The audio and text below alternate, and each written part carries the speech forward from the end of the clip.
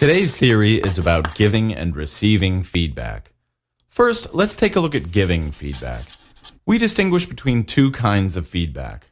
Feedback that aims to change attitude or behavior, which is called developmental feedback, and feedback that aims to show appreciation for something, positive feedback.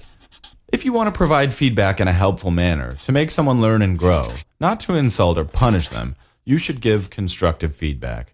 Here are some practical hints to take into consideration for making feedback constructive. Try to replace you with I.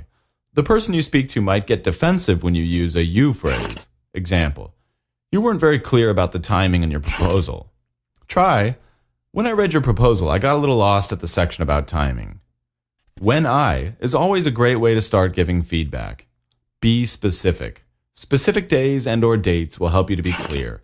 Instead of saying you always arrive late for work, provide specific examples such as, on Tuesday and Wednesday, I noticed that you were late. It's also important to be specific when giving positive feedback.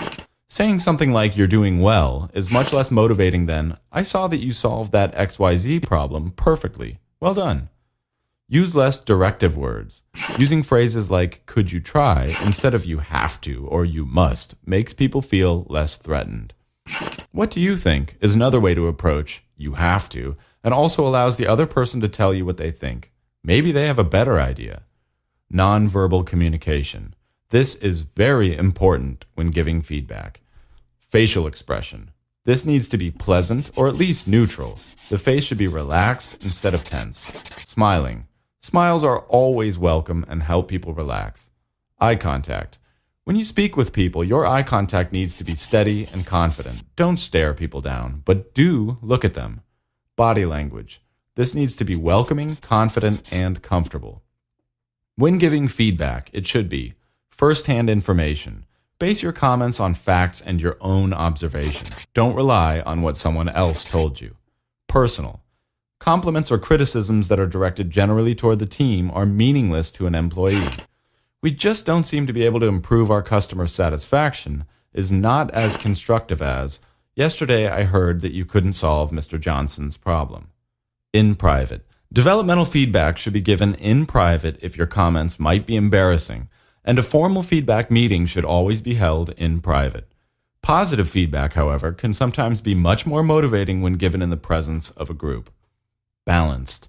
Start any feedback with a positive comment about some aspect of the employee's work. Developmental feedback that is then delivered in specific terms and in a sincere manner is usually accepted well, even when we're receiving criticism. Developmental feedback could best be given by 1. Addressing the issue, some aspect of someone's work or attitude, 2. Followed by the impact of that issue, and 3. Followed by a discussion about how to improve it. Now let's take a look at receiving feedback. If you're receiving feedback, it helps you become better.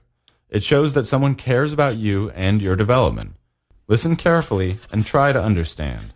Don't defend yourself immediately. And of course, thank the other person for offering you feedback.